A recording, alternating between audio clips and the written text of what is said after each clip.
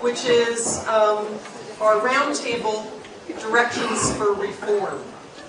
Now, when the committee that was planning this conference envisioned this final panel, the idea was that what we wanted to do was to bring together speakers, basically our keynote speaker, Elizabeth Warren, and representatives from each of the three panels, workplace, healthcare, and consumer credit, together with an inspiring facilitator in order to identify common themes and identify for us some struggles and issues around directions for reform. So we have Elizabeth Warren, our keynote speaker. We have from our workplace panel, Jennifer Gordon. We have from our healthcare panel, Wendy Mariner. And we have from our consumer credit panel, Regina Austin. And our inspiring facilitator, who is, I know, absolutely up to this wonderful task, is Frank Munger, who is now professor of law at New York Law School.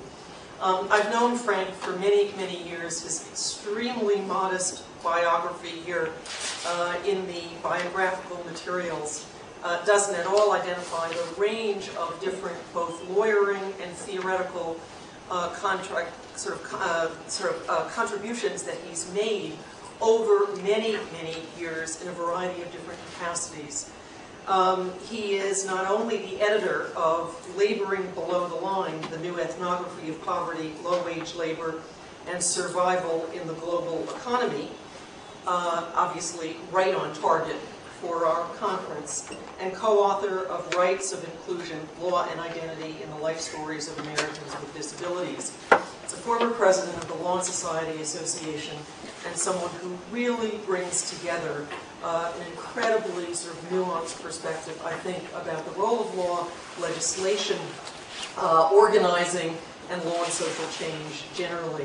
And he is currently conducting interviews with welfare workers on the meaning and consequences of devolution, flexibilization, a new term, one I think we're going to see a lot, and privatization of welfare administration. So I turn over to Frank Munger to begin our roundtable discussion, and we are looking forward to hearing from many of you in the audience who may be champing at the bit with ideas and strategies as well. Thanks. Thanks, Elizabeth. I don't think a timekeeper has ever gotten such a build-up before. This is the panel you may have been waiting for, the panel with all the answers at the end of the day. That's not really how we see our role. Our role is to begin a conversation with you about those solutions. Many of you have been waiting to have your say, to make your contribution, to respond to things, and we haven't had much time throughout the day for that conversation, so it begins here. Our role is to begin with some very brief reflections of our own on what's been said. Our second thoughts, having listened to ourselves and having listened to other panelists. Some of these statements are intended to be provocative. Some of them are far-reaching and bridging the topics of a number of panels. They'll each last only a few minutes, and then we're going to invite you to respond, and the panelists may want to speak to each other, too, about what they have to say. I'm going to begin with just 2 minutes worth of thoughts to add my voice to this conversation as well. Ed Sparrow thought ahead, he thought about change, he thought about rights as tools, he thought about how our social values supported a more egalitarian society. The rollback in the safety net that we've heard so much about today leaves larger numbers of the working poor and vulnerable middle-class Americans insecure. But the poor suffer the most, and we haven't really talked about poverty as such today very much. The poor have never been served well by the safety net. The plight of the poorest workers, and here I focus on welfare recipients, helps us understand the changing welfare state. The changing welfare state includes both its public sector, such as public assistance, Medicaid, food stamps, or bankruptcy protection, and its larger private sector, including state-regulated and tax-subsidized pensions, health care, unemployment compensation, workers' compensation, or let's include workplace safety too. These are all part of the American welfare state, and they're essential parts of the safety net that the majority of Americans take for granted no longer.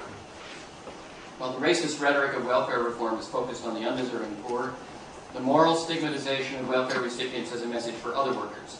The message is this: your citizenship is earned through work. A non-worker is suspect and undeserving. This is an old message, not a new one. It goes back at least to the Elizabethan Statute of Laborers, which was intended as a form of poor relief to force workers back into the labor market. It continued through the 19th century in England and America, in which the rule of the least eligible became part of the poor law. The rule of the least eligible meant that poverty relief was aimed at just below the wage received by the lowest wage employed worker. The idea was to make poverty relief unpalatable, to force people back into the labor force, and that continues as the rule of poverty relief today. The New Deal didn't change much, even though we have moments of nostalgia for what we think the New Deal may have created. There's a clear distinction between deserving and undeserving poor. The Social Security Act created one track for those who aged out of the labor market as citizens who fulfilled their obligations to society. It was called social insurance. That's not really, it didn't earn fully the benefits in the way private insurance would have calculated. But the other two programs created by the Social Security Act, Aid for Families with Dependent Children and the Unemployment Act, were clearly on a different basis. Aid, both state administered effectively, much less generous, and intended to stigmatize non-workers. The seeds of the rhetoric of dependency were planted long ago, and conservatives have delivered on that threat over the last decade or two, proclaiming generous benefits are inefficient because they are a moral hazard. That is, workers really don't need their benefits and become dependent just like welfare recipients. Unless we cut benefits such as unemployment compensation, workers' compensation, pensions, health care, bankruptcy, credit protection, workers' dependency will only increase. In other words, actually relying on welfare state benefits makes workers morally undeserving. That's the rhetoric, at any rate. The reality is the rollback of the public and private welfare state, reducing labor costs and increasing the profits of businesses in the global marketplace. That's the big picture. Not oversimplified too much, a little maybe. The question is now for this panel and for all of us in this room, what can we do? We've heard some success stories, many of them. I've been impressed at the experiments that have been begun. But what's the route to transformation? What do these success stories add up to? Here are two paths that we might want to consider. They're implicit in what we've heard so far, in the examples we've heard so far.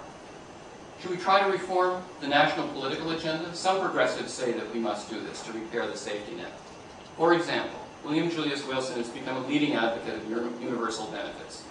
Theda Skocpol, Harvard political scientist, advocates direct appeal to the values and conscience of the American mainstream.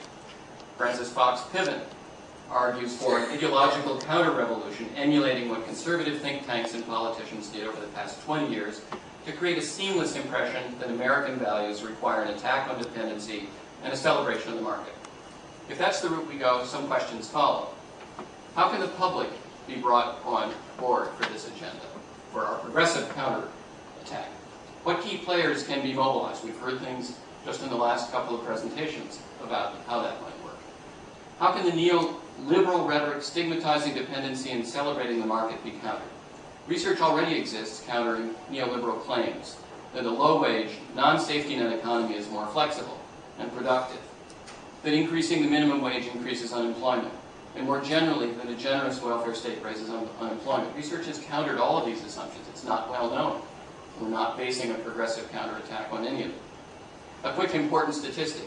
Using the United States' own poverty measure, the US, England, and Australia have the highest poverty rates by far among developed democracies, and that's a definition of the Iraq coalition, and Bush does not trump it here.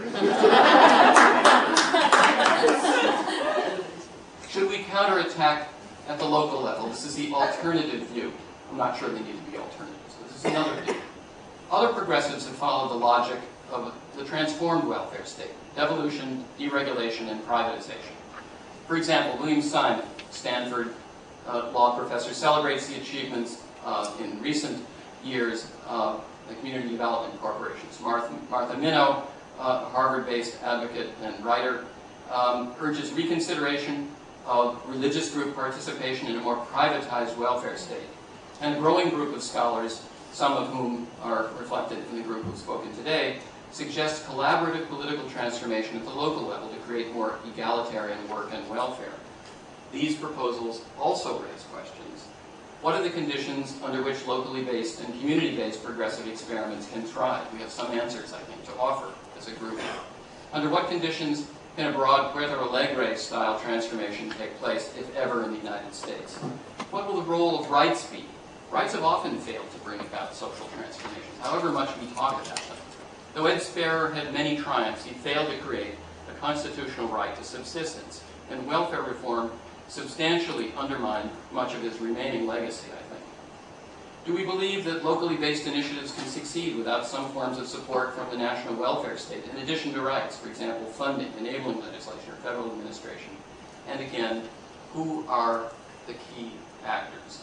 So these are the questions that I would raise. And now we turn to our panelists for brief statements, reflections on the day, and provocative counter-thrusts. Jen, you've asked to be first. Go ahead. Provocative counter-thrusts.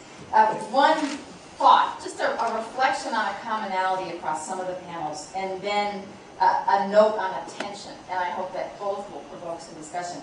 Especially this morning on the panels, listening both explicitly and between the lines, people are talking about dichotomies breaking down and old categories no longer doing for us.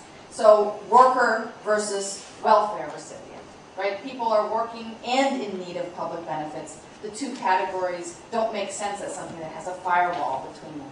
Patient, consumer is another one that came up on the healthcare panel.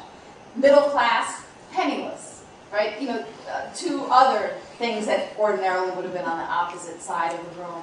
And what I think of as a sort of the saddest version of hope, the best conclusion to draw from these things, as people sort of touched on in different comments, is that with so many people now affected by one huge structural phenomenon, or many that come together in the same impact, that we may, again, you know, in this sort of sadly hopeful way, be on the brink of some sort of union or transformation that brings everybody both together and into the streets in a way that will create a fourth or a fifth, or, you know, depending on how you count it, a sixth, seventh, or eighth transformation in how we deal with these issues.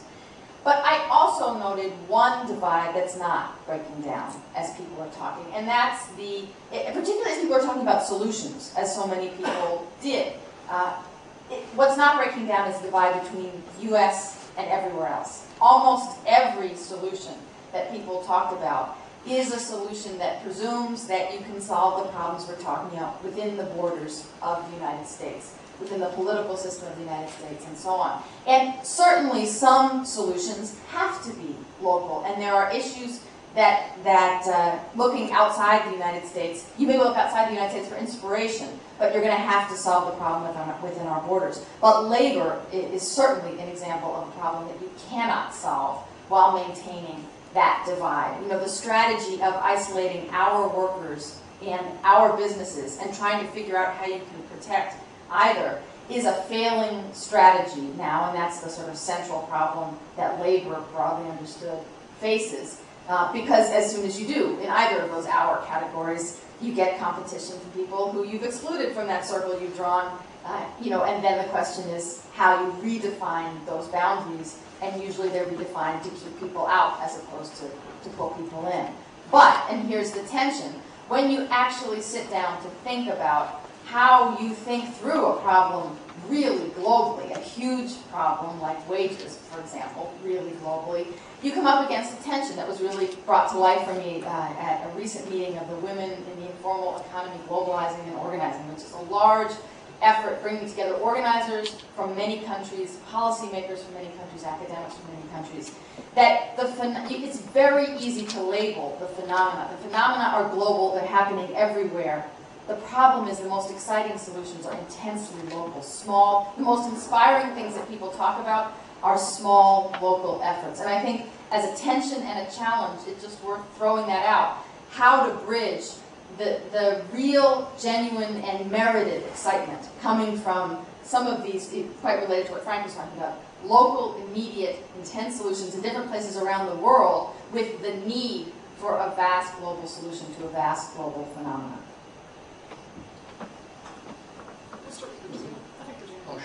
Gina? Off in space. There were 4 things that struck me as being pertinent across all of the panels, and I'm not sure how they're related, and I certainly don't have answers to the concerns that I raised. But I thought that I would share them, and we can use that as a jumping off point. One of the things that was common across the panels is the extent to which what used to be publicly supported support activities have been privatized. We see that with regard to health insurance and the demise of Blue Cross Blue Shield. Liz suggested that there were problems with public education such that it isn't as public as it used to be, and people have viewed it as private, going along with private home ownership. Lots of activities that used to be subsidized are now subject to profit-making regulation and incentives. So the question is, what, if anything, can we do to stop the privatization of public support activities? The second thing that I thought was implicit in all of the panels, if not explicit, was the role of identity group politics. Race and gender and ethnicity and the other sorts of bases on which groups have mobilized in the past are implicated in the subjects, though they weren't always explicit. One of the questions that I had for Liz was the extent to which this effort to buy schooling for children by buying increasingly expensive housing was a response to the demise of the urban school system, the desegregated, so-called integrated school system, a manifestation of white flight, or, if not concern for children, white fear of the urban environment, such that it was a reflection of race politics. To the extent that race politics is what's operating here, and gender politics is what's operating here, perhaps we ought to bring that out and talk about it in those terms. I really wonder whether America can afford to sustain a segmented economy in which urban minorities and single white females are excluded from state support. And that seemed to be the import of Liz's data, so maybe we should talk about that. At the same time, we ought to recognize that our culture is changing, and the issue then becomes whether we are creating solidarities other than the traditional ones, solidarities that cross some of these divides, that can be mobilized to support more political efforts to restore support for families in particular. The third concern that I had, and it's related to the other two, has to do with the democratization of consumption, as well as productive economic activity. To what extent can we bring the economy to heal based on consumer power, organizing along somewhat different lines, if not work, than consumption? Can we get beyond the lobbyists in some way? What about the demise of Nader and his view of the republic, which is organized around consumption? And then the final concern I had relates to the point that Jennifer brought up, and it has to do with the impact of globalization. I think I want to address the issue in a somewhat different way. Liz's work was predicated and got us started on this by virtue of a vision of the good life. The good life is the house in the suburbs, the 2 cars, the health insurance, and some other things that seem to be necessities. The world is a smaller place than it used to be, and to a certain extent, our definition of of the good life was based on a narrow view of our obligations in the world. Maybe it's time for us to articulate a new material definition of the good life, one that may question the house in the suburbs, the 2 cars, etc., etc. What should be our vision of the good life? Small question.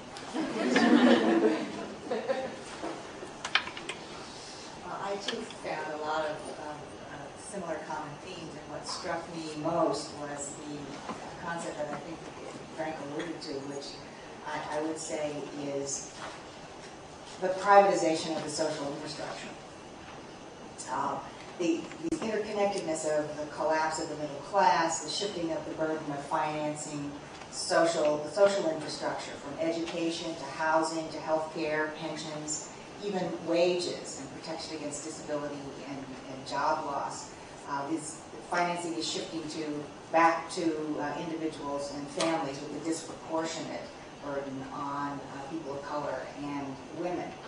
And that's combined with reducing resources available to government so that they can't respond, and ultimately government's role in solving social problems and filling the gaps, and it's reduced the remedies available, as we have seen, which reverts to this baseline assumption that everyone is responsible for himself or herself.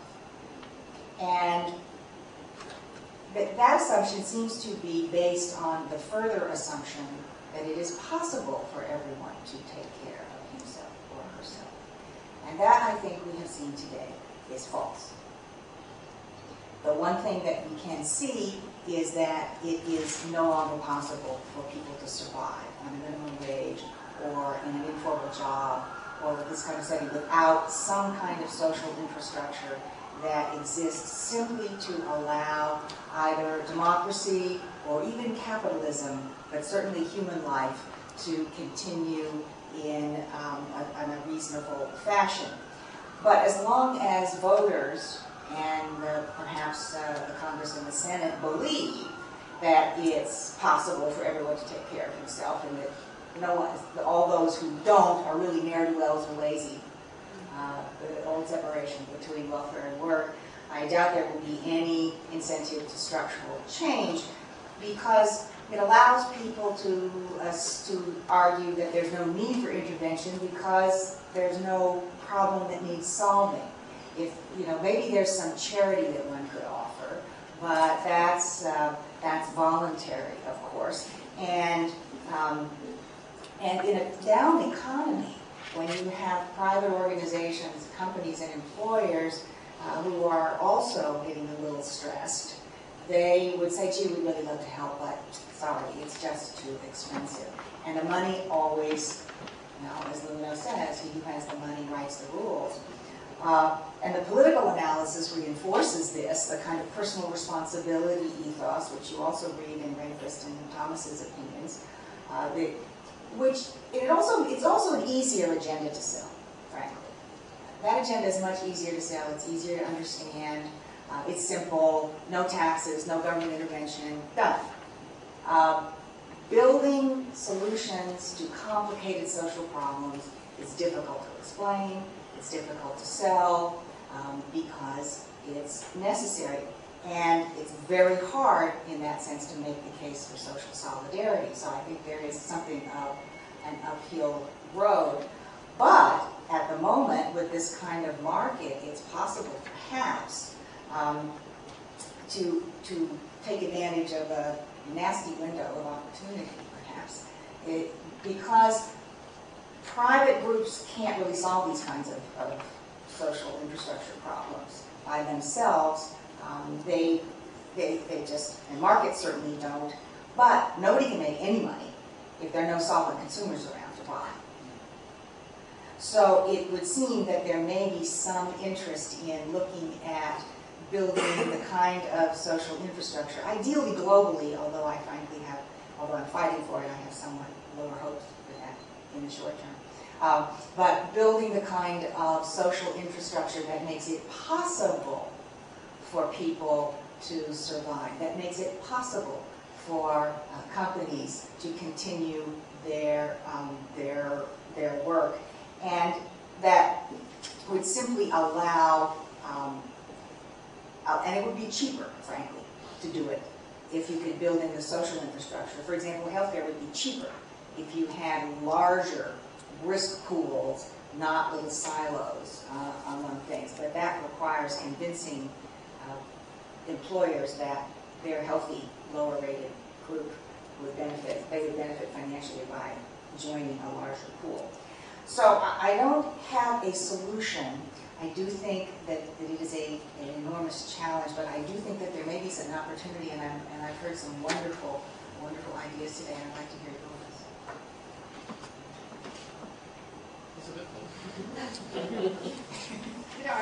I put in mind, I'd actually told this group at lunch of when I wrote the book that you heard chunks of it flashed by you as I talked as fast as I could to get as much in as I could. I really wanted to write this book for a popular audience. I've done the academic book thing, and I really wanted to write one that more people would read and talk about, because I care about this national debate. And so I got an agent, and I went to New York. They get together in sort of like fraternity brush, or how I imagine fraternity brush must be, where they kind of look at you and you look at them. So they're selling themselves, but at the same time evaluating. So you have these nice long meetings, and I still remember being in the room with the folks who Simon & Schuster. They had all these vice presidents of something or other there. They were telling me, Simon & Schuster, we can get this book out there, we can lay down, I learned all kinds of new phrases, lay down so many copies on the first day, and so many reviews and so much access. And we said, and we like what you have to say. We think this is going to be a really important story. There's just one thing you need to do with it.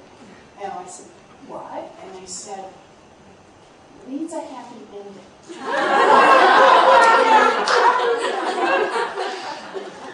Good. As soon as you think of one, let me know.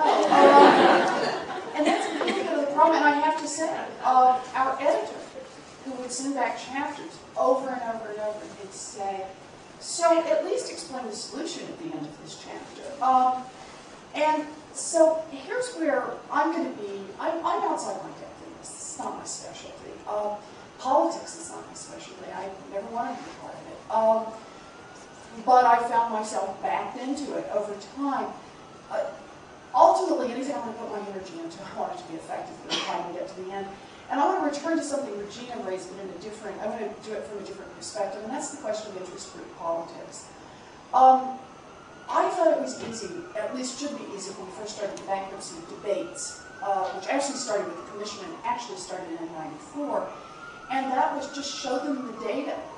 And once they understand the data and how it really plays out, who's being affected, and the credit card industry's own self-interest ultimately in some parts of this for the more responsible lenders, that'll be the end of it. Well, I got a real education on that. What I ultimately learned is when I could re-describe part of this problem as a woman's issue. And I'm not talking actually about abortion, it's about child support. And I won't bore you with the complex details of how to hook up a lot of pieces to make those two come into each other, but could tell a story in 700 words or less. That this was a competition between women who were trying to collect child support and credit card companies who wanted to elbow them out. And they were both going after the same set of ex-husbands. And the only question was who was going to be allowed to win. And I think it's fair to say there were some real skid marks at that moment. It didn't hold forever, but it changed the politics of what we were talking about. Now, I say that only to make a different point now.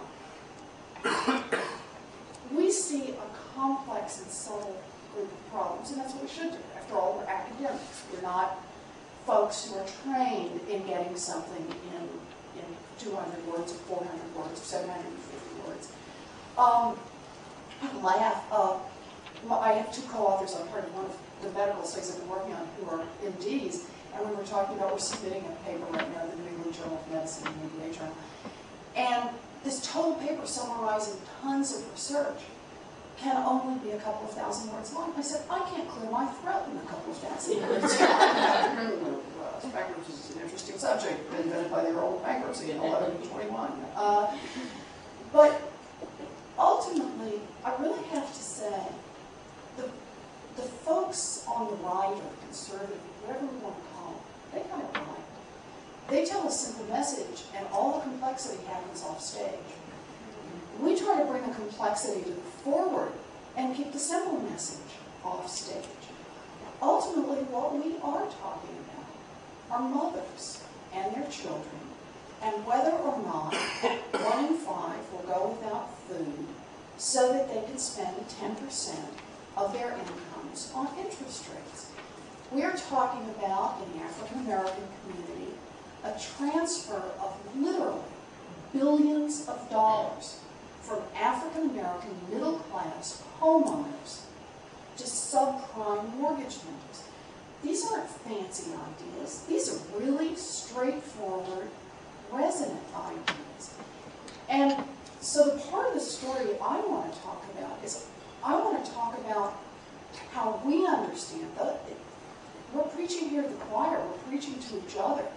The real question is how we tell a coherent story that goes to that middle that Howard talked about, the people who kind of can be persuaded one way or the other. How we tell that coherent story, how we tell a story that resonates with what they want to hear. And quite frankly, Regina, not a story that you can't have the good life, but a story that the good life is being stolen from you by other people who are getting richer and richer and richer as you fall off a crumbling ledge. That's the story that I care about telling, and and supporting each other for, and that the complex part is the part ultimately for academics. When you feel like you've got most of the population behind you on the main part of the story, you really have a simple story to argue. That's my point. Let me give members of the panel an opportunity to respond to any of the four statements. And if not, then this is a moment to open up the conversation to everyone. And in the back.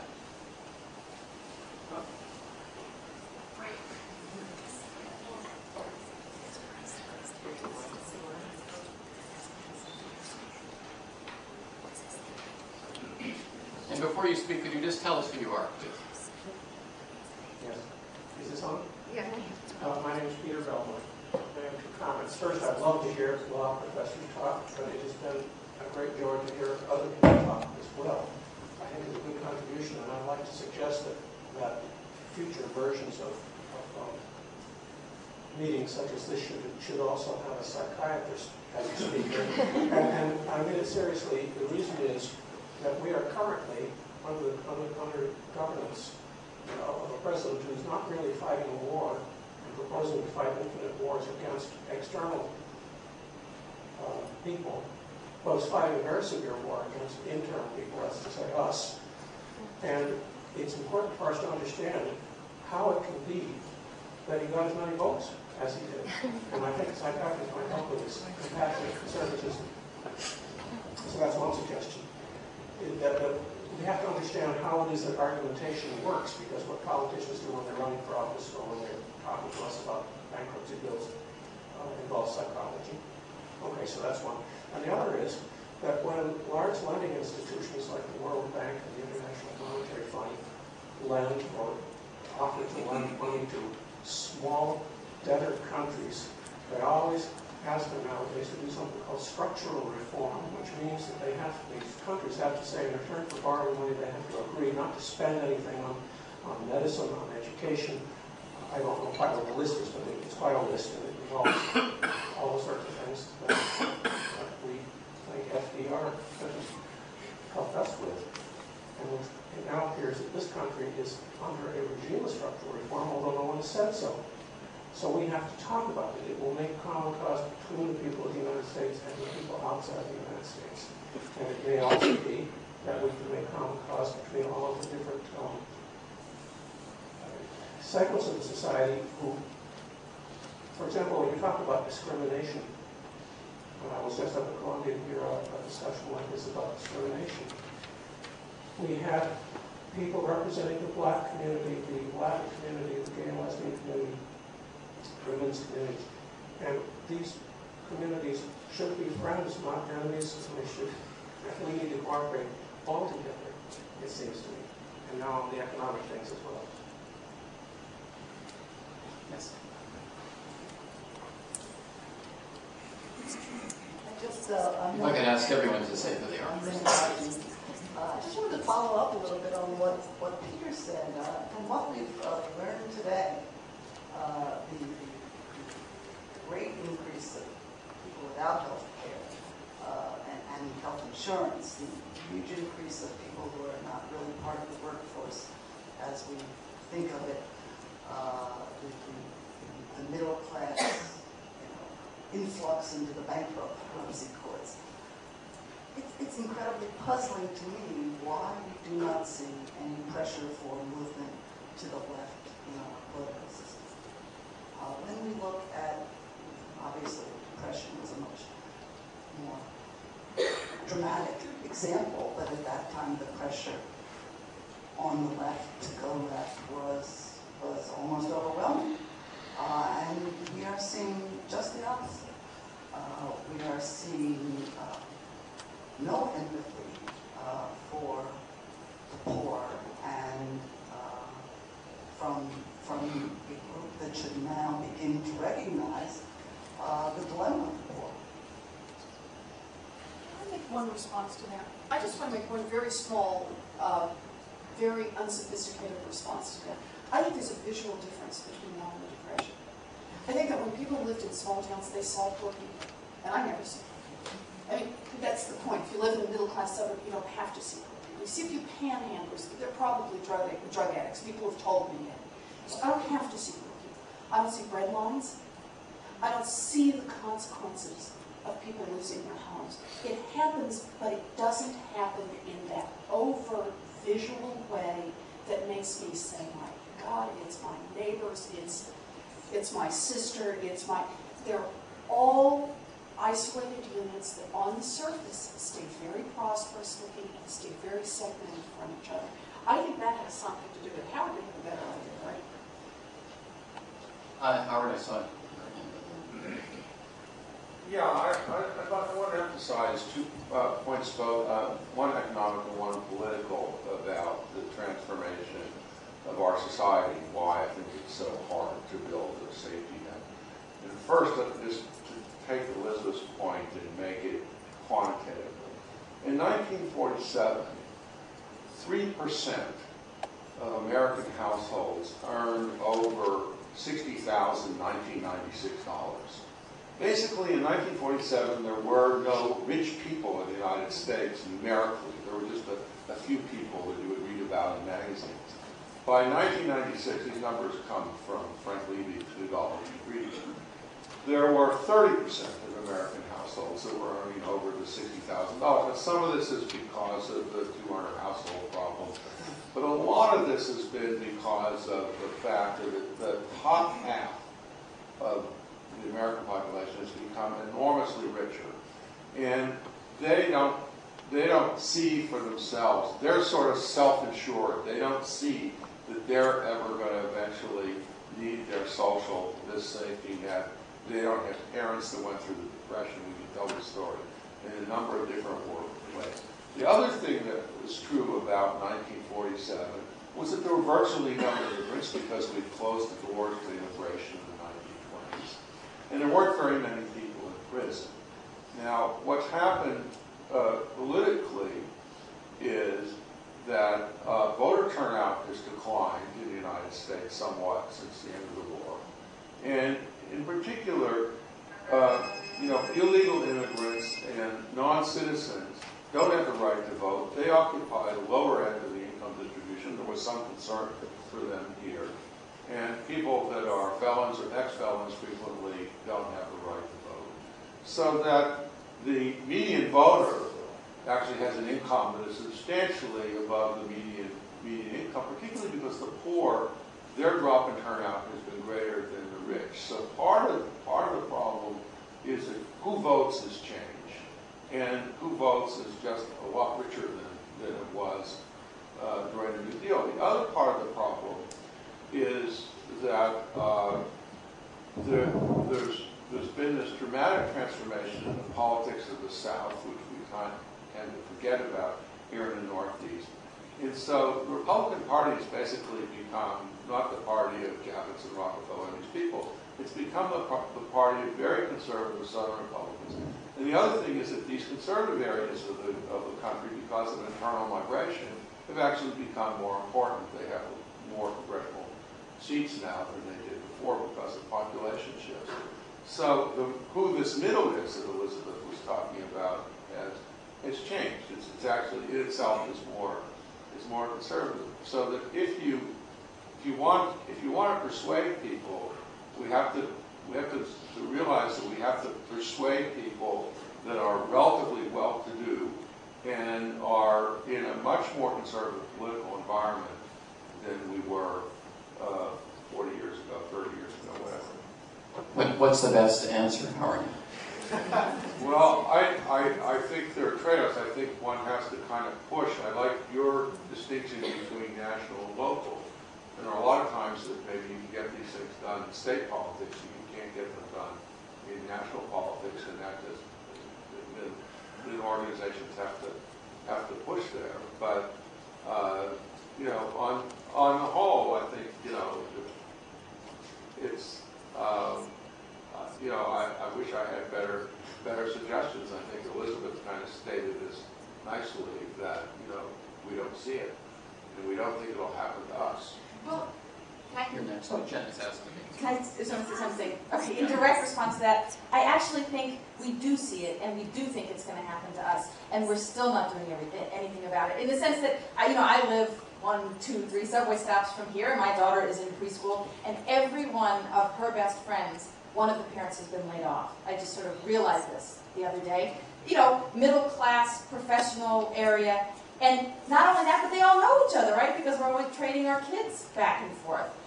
I would say, just thinking about that group as a paradigm, that people see it and feel it, but don't imagine that there is a viable solution that they can join and push forward.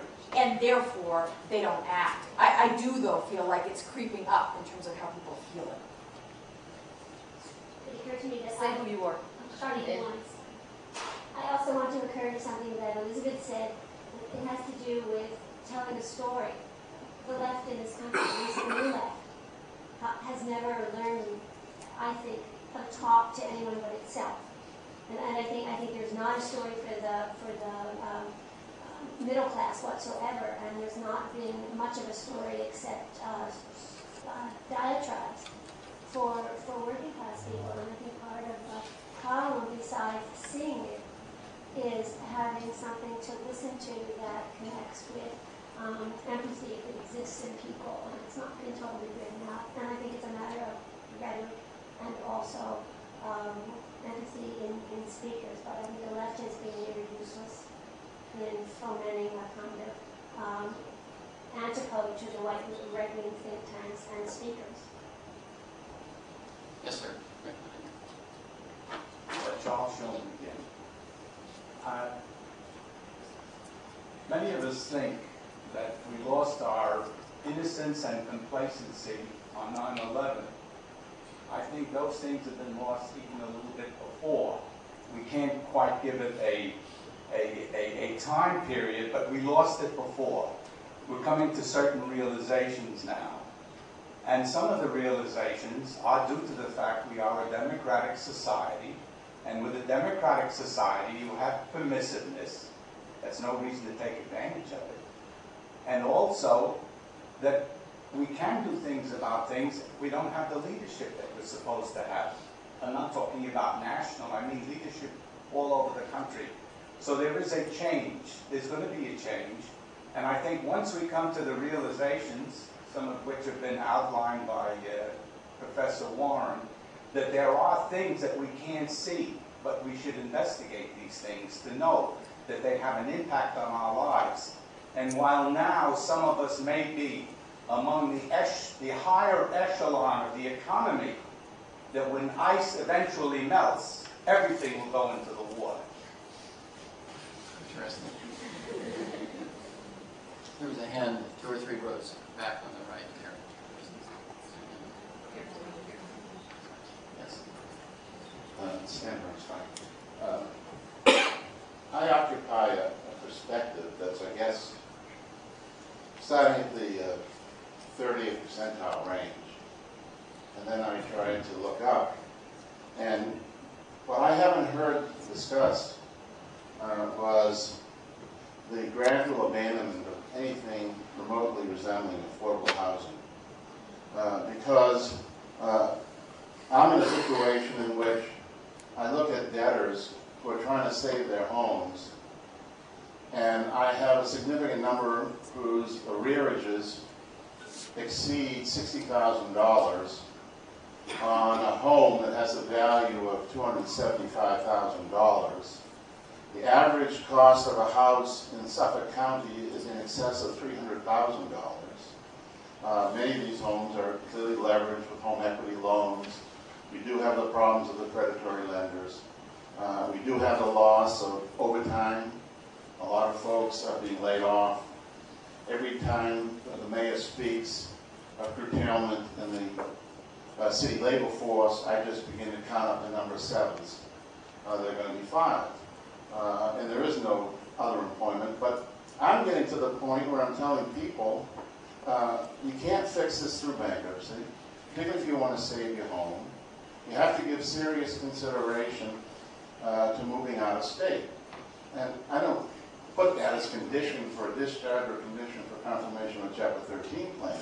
But there is no affordable housing. If you lose your home to a foreclosure, and the state processes are very protracted, and you can play the game so that you end up with no occupancy costs for a period of 3 or 4 years. The problem is that there's no place to take a family where you have either a divorce situation or a separation or a loss of overtime or a loss of a second job and find an apartment to rent for a family of 4 or 5 and maybe cats and dogs. There is no market available for those people to shift from homeownership to going back to rentals. And I find that the people are so trapped and the desperation becomes more and more intense. And I do see more and more grandmothers filing for Chapter 13 relief in order to provide housing for their grandchildren, in some cases housing for their illegitimate grandchildren, and their daughters moving in and out of the house because they're suffering from substance abuse.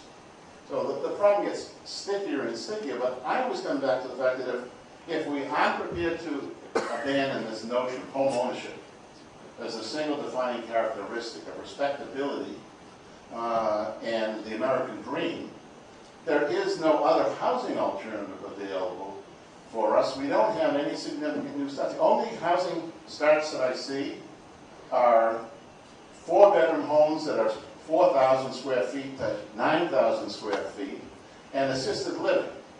And because I'm maturing, I look forward to the opportunity to have assisted living. But I'll never go back into home ownership. I now rent. It doesn't make any sense for me to be a homeowner. But the debtors who come to me, there's no place for them to go. Unless they go, to Texas. And we found out that when people left Michigan to go to Texas, they didn't find the jobs there. The pay scales dropped, and they came back to Michigan, and they were still on welfare, and then the welfare budget got curtailed.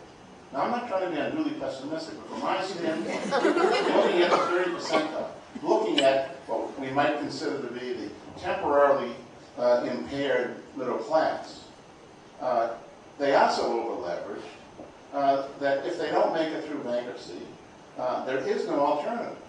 And more, we're seeing a dropping of the level of confirmations of Chapter 13, because even with all the benefits of bankruptcy, and I know Professor Warren is not always very fond of overselling Chapter 13s, the point of the matter is that it isn't working. Even the best of our programs is not working. And I don't see enough focus on trying to provide shelter, whether families are intact or whether they're divorced, or they're single families, or single women as heads of households. I don't see any attention you can take to that. Respond to that, or do you want to go to another question? Why don't you respond now before? Okay. I just want to make 2 quick responses to that. I think I see this exactly backwards. We're seeing the same thing, but one of us is doing $4 grand and one sense. I think we are paying the price for deregulating the home mortgage industry 22 years ago. And so that what has happened is we have unleashed a bidding war in America. And you can say people's hearts shouldn't be in a home. The reality is they are in a home, particularly people with children. And this has been true in the United States now for, you can track it, for generations. They want to be in a home with those children. They want to have a front yard and a backyard for those who live outside New York. But they want to own something, right? They want to be able to paint the walls, do all those things of home ownership. And here's what's happened. When we deregulated the mortgage industry, and these two things happened at exactly the same time, moms went back to work in order to buy these houses, we created a bidding war that just shot housing prices through the ceiling. And it shot housing prices through the ceiling of exactly one kind. 4 bedrooms, 2.5 baths, out in the suburbs. And builders are no dummies. The reasons those are being built is because that's where all the money keeps flowing in. The money simply, the reason nobody's building apartments is because nobody wants the apartments. The money won't flow in the same direction. If we re-regulated the mortgage industry and they were stuck with the same old usury caps that they were stuck with from the time of the Depression, so that in fact you can make it float with interest rates, that's not the issue. They can't make more than 6 points above where the interest rate is. It changes the economics of what housing starts make sense. So that it changes the housing stock and the new housing stock that comes onto the market for families. I really think that this is one, we're looking in all the wrong directions if we're looking for government subsidies to try to get housing going. I think it's not going to work.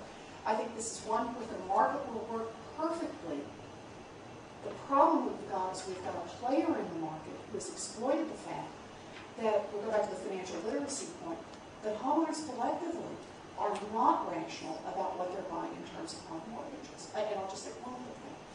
People, just to say one thing about predatory lending. There's been one good study of predatory lending. You know that 40% of the people who got stuck in what are called predatory loans, and these are all refinances. This is not helping people get into homes. This is helping take homes away from people. 40% of those people would qualify for ordinary interest loans. This is theft going on in the United States. Just pure and simple, because you could sell it to people. What did City Financial just close out a little quiet lawsuit, and it made the middle pages of the New York Times. City Financial closed out on a deal where they got into a little bit of trouble at a time when prime mortgage rates were about 5.75%. Citibank's, City Financial's, this is their mortgage arm, average home mortgage was 14.25%. Average was 14.25%. And they had on sworn depositions, Citibank financial loan officers saying, well, when we had somebody on the phone and they sounded like they were old or minority or not very smart, we just kept loading on the points and the interest rates and the expenses, and we made a lot of money that way. Sworn depositions, and who's called the boycott of Citibank and City Financial since then? Who's called that exactly what it is? It's theft of people's homes. It's theft from the middle class. It's theft from people who work hard and play by the rules. One of the reasons for that is that people, black people in particular, but other people as well, don't realize that they're more creditworthy than they are. Exactly. And they're not going to get the information from a creditor. So we've got to talk about people's creditworthiness in a somewhat different way than we do. That's not a question of individual education. It's a question of how we treat the workers. Well, or say it the other way. It's a question of usury rates. If you can't lend at 14.5%, you won't seek it out. What do you do about consumer taste, though? You just described them as irrational, as pursuing. No. No, I didn't describe them as irrational. I said it's where the heart is, and they will spend anything they can for their hearts. And my view is, we have demonstrable evidence that credit markets don't work in the sense of, what's the presumption behind free market economics? Both sides are fully informed and understand. It's not about whether or not they have consumer preferences, it's fully informed. Explain to me how 40% of the people who have some private mortgages would have said, you know, as between 6.25 and 18.5, I think I want to do 18.5. By definition,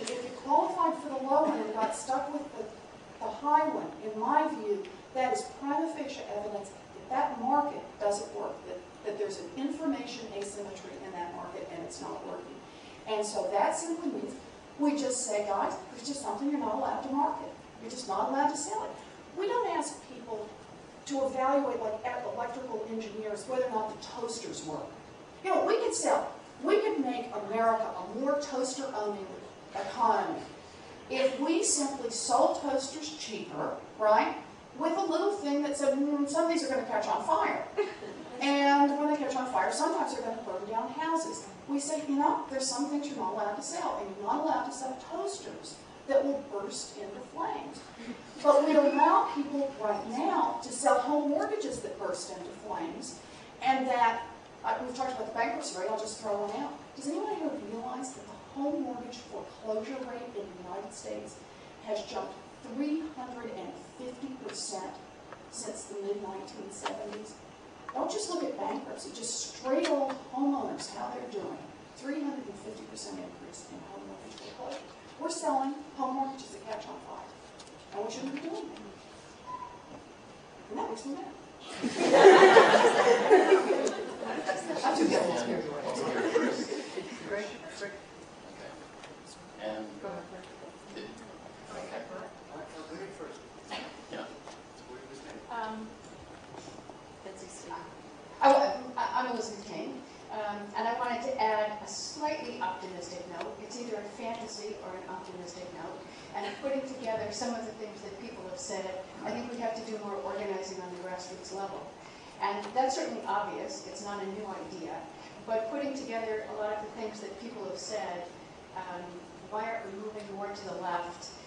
There are so many things that we don't see. We do see a lot of things, in spite of the fact that it's much more difficult to see now than it was in the 30s. But one of the problems is the clout of the elite classes is so overwhelming that the little bit of a move that we've made to the left is completely overshadowed, and that we have to have new strategies in order to deal with that new overwhelming power. And one of those strategies is organizing on the grassroots level. Not that that's not going to be extremely difficult because of the fragmentation of the areas in which we have to organize.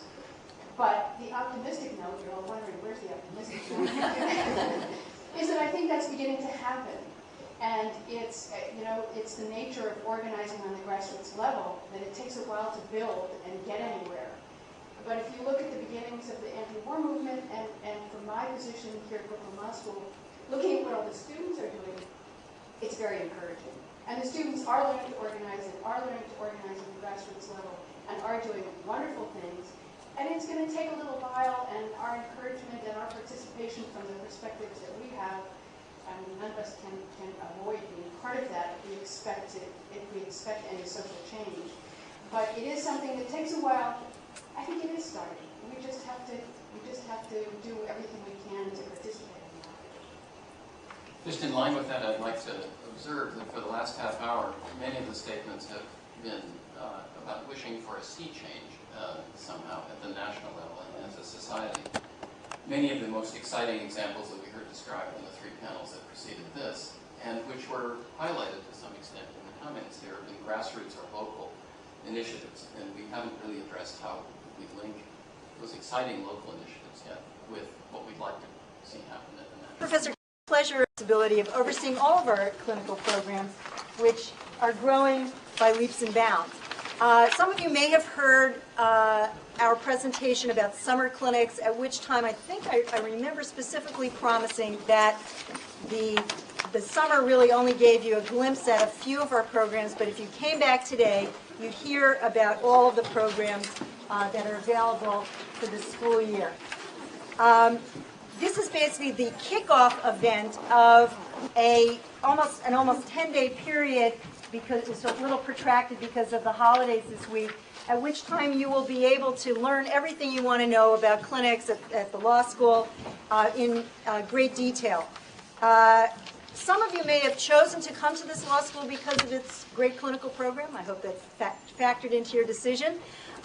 Some of you may have even chosen to come here because of specific clinics. Well, now is the time for you to find out more about the programs and to hopefully participate in them in the fall.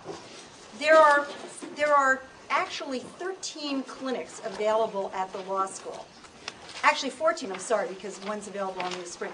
And 3 externships, and the difference in that is basically that in the clinics, the basic idea is that the students work on the cases themselves. They're given the responsibility of handling all of the legal matters, interviewing the clients, preparing the papers, appearing in court or at hearings. And the externships are clinics in which, for the most part, students are placed in law offices or judges' chambers. And while occasionally you may also get an opportunity to step into the role of lawyer, by and large, you're working as an intern in those organizations.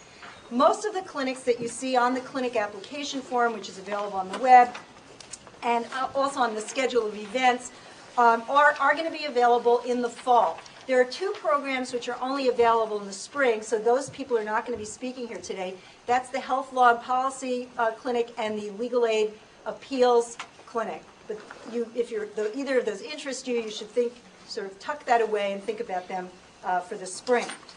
We do have also one brand new clinic, and I've given you a little flyer on it, called the Community Development Clinic. And David Reese, who is going to be joining the faculty full-time next fall, couldn't come here today, but he will be attending the 2 small group sessions that are on the schedule if you want to find out more about that program. Between today and April 23rd, when applications are due, there are going to be a lot of opportunities for you to find out everything you wanted to know about clinics. First of all, there's today, where each of us will be giving you a brief description of our programs, just sort of highlighting, because nothing could be more tedious than a bunch of heads talking at you. But we'll basically feature what the clinics are about, what you'd be, the kind of experience you'd be likely to have, and why, for example, you might, if you're interested in certain things, you might choose one clinic over another. Then for until the 23rd, over the next 2 weeks, there are going to be small group sessions, and you see them all scheduled.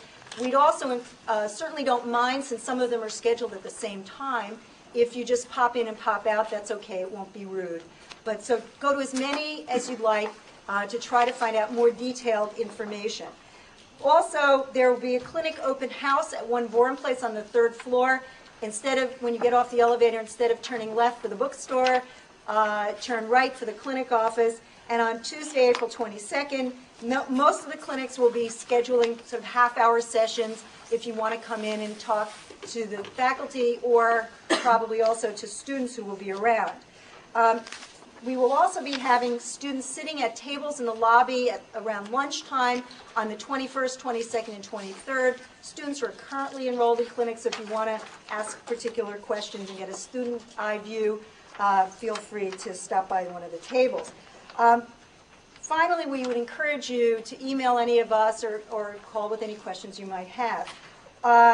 Everything you want to know about clinics is, however, on the webpage. There's a clinic education guide which tells you about credits, hours, who teaches the clinics, the kind of cases that you'll be doing, what goes on in the seminar, what the prerequisites are, and anything you would want to know along those kinds of lines.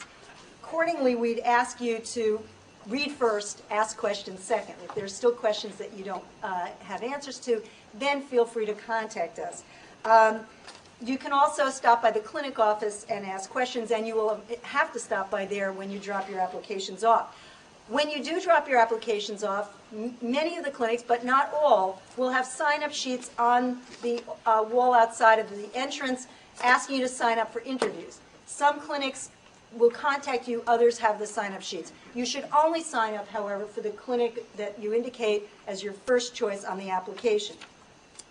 On the application, which is available on the web, go to academic programs, clinics, press, application materials, you will see that you're basically asked to indicate your order of preference for the clinical programs.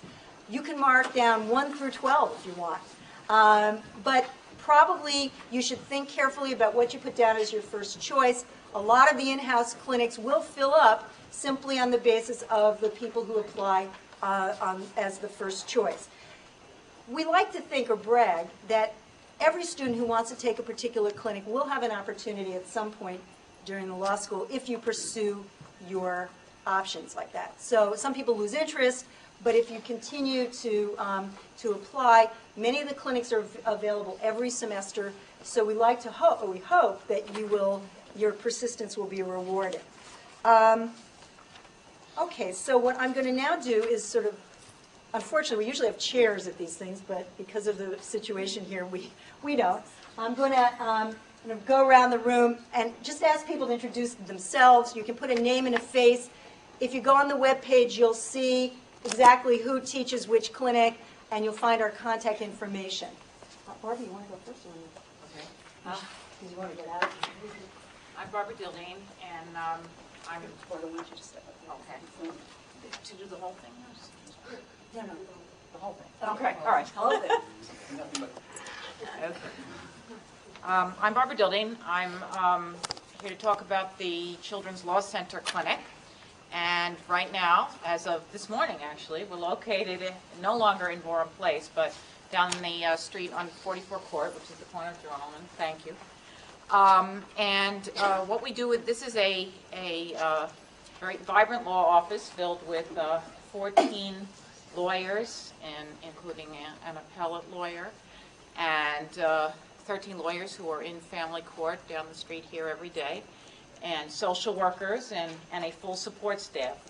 The lawyers are working on cases, and students work with them on cases involving child custody, visitation, guardianship, paternity issues, sometimes child abuse and child neglect issues as well. And the format works that each student in the clinic, and there are about approximately 10 per semester, they're assigned to a particular lawyer in the office, and so that lawyer will have, who has a large caseload, has many cases that they'll share responsibilities with the student, and the assignments are very varied and range from everything to doing interviews together, to tracking down information, doing in effect investigations with medical personnel, school personnel,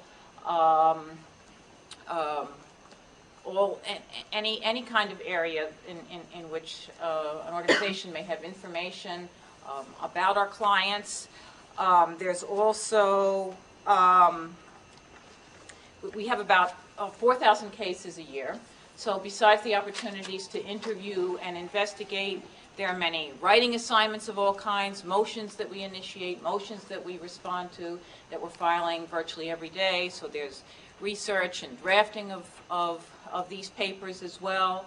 There are many opportunities to accompany our social workers on home visits to homes or doing part of investigations.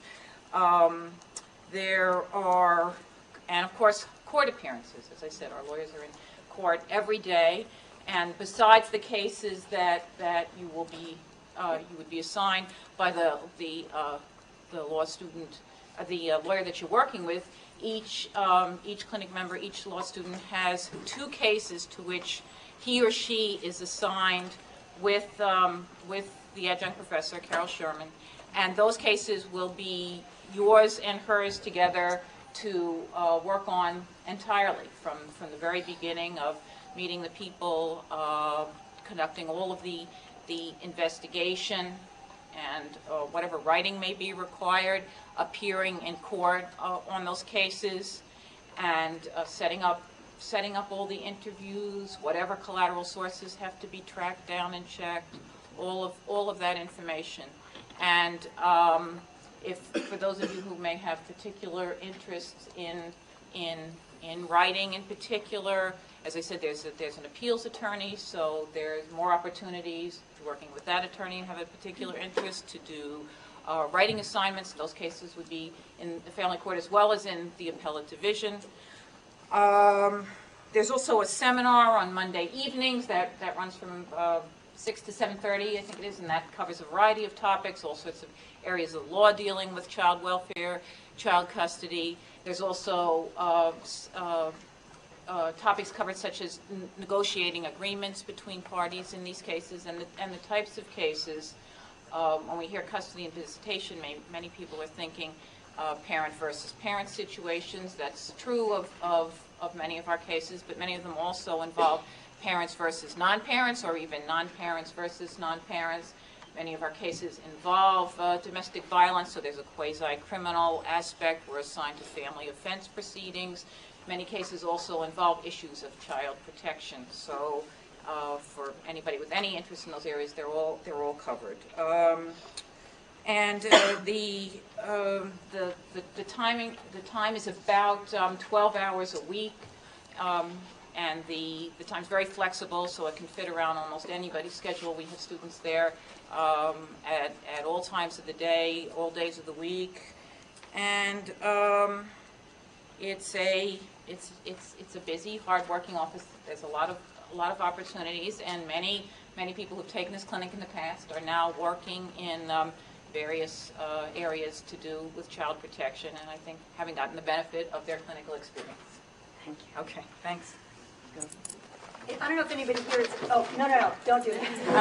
We'll be here until Tuesday, although you're entitled to your report. If there's any evening students here, this clinic and a few others are adaptable because, as you hear, it's sort of a 24/7 clinic. Yeah, we're open like 7:30 in the morning and till 10 or 11 most nights, so for uniquely, yeah.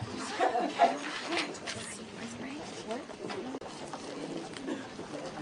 I'm Ursula Bentley. I'm in charge of moving things along very quickly. I run the Capital Defender and Habeas Clinic.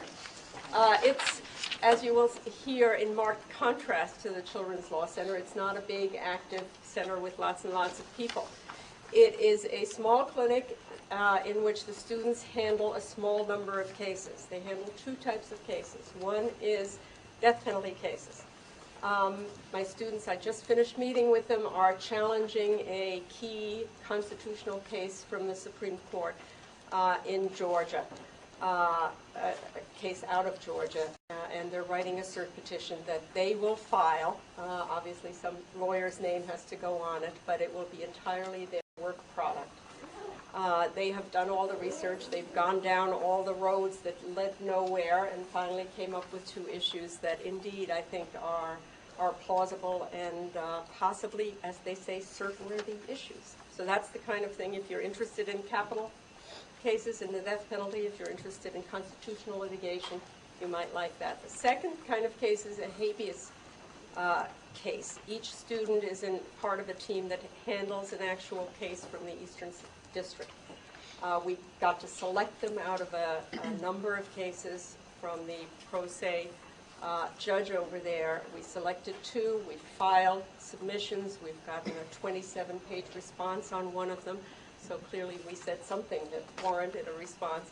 It's probably, aside from the Internal Revenue Code, the habeas statute is the most complicated. So if you're not interested in criminal issues or thinking through and analyzing complex theoretical issues and writing about them, don't bother. This isn't your cup of tea. But if you are, and if you want to, perfect, your research and your analysis, by all means. There is some client contact. All the students went to visit their clients on their habeas cases, not the Georgia death row inmate, but the habeas cases. So there is a little opportunity, but it's by no means a sort of client focused in that you get to interview a lot of people. I have lots of information sessions and so on, but you can read about those on the web. Some more criminal. You guys have jail, right? I'm Will Hellerstein, and Dan Medwin and I run what is known as a Second Look Clinic. It is a clinic that has 10 students. It's a year-long clinic. This coming year, we're looking for 10 good men and women who are interested in correcting injustice in the terms of the long-term incarceration of people who are innocent, who write to us, and whose cases we investigate. And if we feel that it is truly a case of actual innocence, then we get to work on it. Second look means, generally, that everything else has failed for these type of convicts, that they have had their regular appeals, their trials, their appeals, their post-conviction remedies.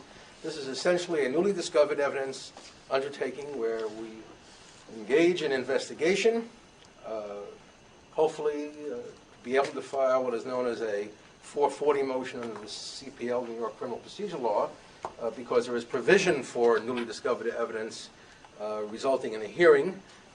Dan and I just were up in Plattsburgh this very week on a long hearing with respect to a 17-year-old murder case. So what you get in this clinic are a number of things. One, we have an alternate week substantive seminar where you learn about the criminal process at the end. When everything else is completed, you learn a whole world of law and procedure about what happens at the end. So if you begin with your regular Crim Pro course up front, you close in and meet at the quarterback, as they say. The work that students have done is, one, perform a very great function in screening cases. When we started this, since this is only the second year, we weren't sure how many cases we would get, or how many inquiries we would get. Well, we're now over 1,000 inquiries, and out of that we've got 5, 6 live cases, several awaiting decision. One has already been concluded successfully, and the student role in screening is enormous. Students will visit with us. When we visit our clients, we interview witnesses. We will not send any student into a dangerous situation, like the project in East New York or what have you. If they go with one of our investigators who are privately retained, well-armed, and bonded. We have received substantial outside funding from 3 foundations, and hopefully more.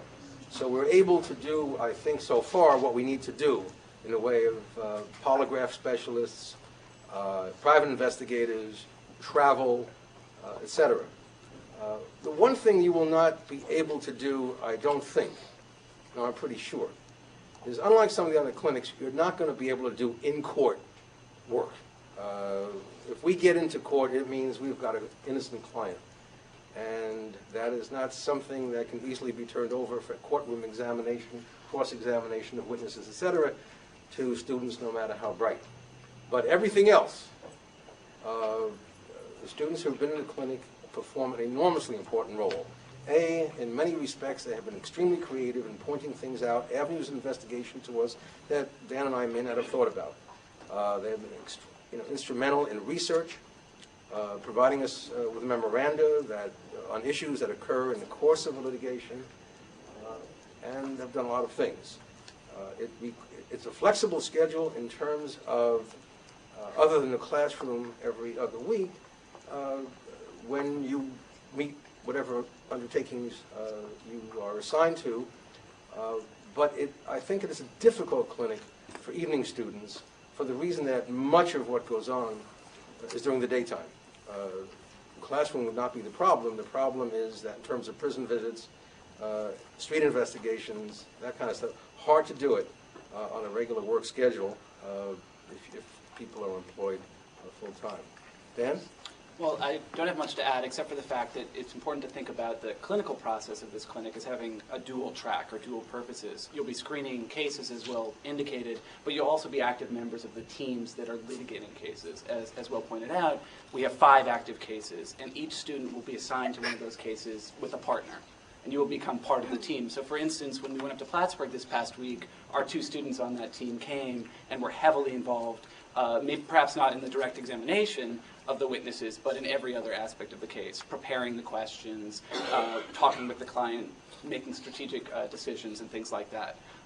So you will be heavily involved in some of the fun stuff as well.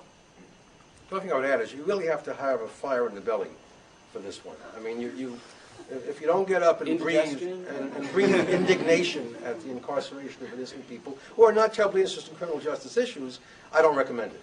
But if when you read the paper and you read, as I think you have been reading in recent times, that someone is in the slammer, or maybe even on death row for something that he or she hasn't done, and you get excited, and you want to do something about it, then you ought to come see us.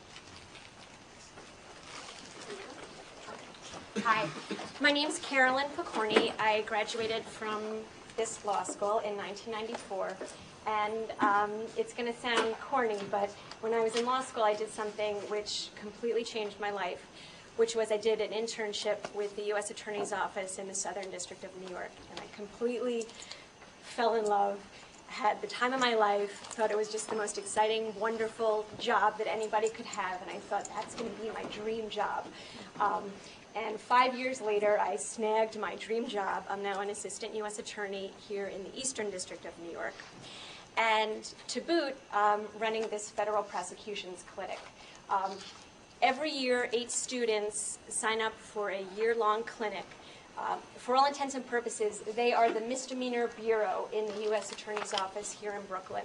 They handle every single misdemeanor case that comes through my office. And when I say they handle the cases, they do it from start to finish. The students handle the case at intake, they negotiate pleas, if there's motions, they write the motions, they're the ones who stand up in court and argue the motions, they do trials in front of magistrate judges, they stand up on sentencings. It's a chance for you guys to have your dream job, your student prosecutors, and you handle every single case from start to finish. The students seem to have a lot of fun. We really make an effort to make the once-a-week seminar interesting. I have lots of guest lecturers. I have had New York Times crime reporters come talk to the class. We had some kidnapping experts come to the class, so in case you get sick of seeing me every week, you have a little bit of changing face. So if this sounds like something that would interest you, if you feel like you want to get some confidence standing up in court, if you think you may want to be a prosecutor or a defense attorney or have any kind of involvement in the criminal system, it's an absolutely wonderful opportunity. And I'm not going to go on anymore, but if you're interested, come on down. I'll be happy to fill you in on the details. And I also have a few students who are in the clinic this year, and they said they'd be happy to answer any questions people might have. I'm Minna Kotkin. I teach the Federal Litigation Clinic, which is a civil program in which we represent plaintiffs, usually almost all the time, in various kinds of civil rights matters. A big part of the docket is employment discrimination. We also do some police brutality cases, some prison brutality cases, and occasional other miscellaneous cases. I'll tell you, I made a list as people were talking, is what it's a lot of and what it's a little of. It's a lot of work. That's the first thing. And it is not the kind of work where I can tell you it's 12 hours a week. Because of the variety of things that happen in litigation, if, God forbid, your case is going to trial, which almost never happens, but sometimes it does, you're going to be working many, many hours a week. So that's something you have to keep in mind. If you really want to schedule your life very carefully, this is not a good program. It's a lot of responsibility, which means that we really do put you in the role of the lawyer. You take the depositions, you negotiate, you interview, you do the trial if the trial happens. This year we had two students argue a summary judgment motion in front of an Eastern District judge for about 2 hours. And we do have a trial scheduled for May 19th, which we assume is going to go for a week. So the two students on that case are going to have a nice little week after their finals. Okay, and it's a lot of credit. You get 4 credits for the clinic and 2 credits for the seminar. It is usually a year-long program. Next year, it's going to be a semester-long program. So keep that in mind. It's different from what is in your materials. Okay, what it's not a lot of. It's not a lot of cases. You may have 1, at most 2 cases during the course of your clinical experience. It's not a lot of clients. You don't see a lot of clients. You may have 1 or 2 clients because the cases take a lot of time. It's not a lot of time in court.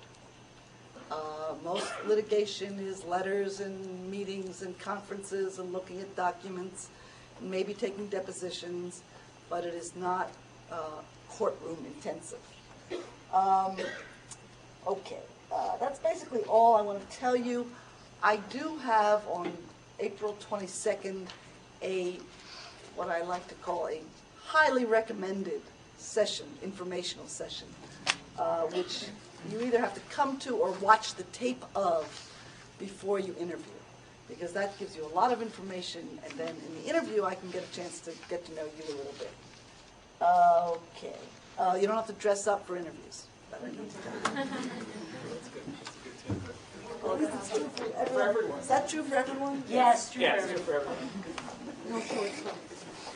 Hello, I'm Olga Perez from the Elder Law Clinic.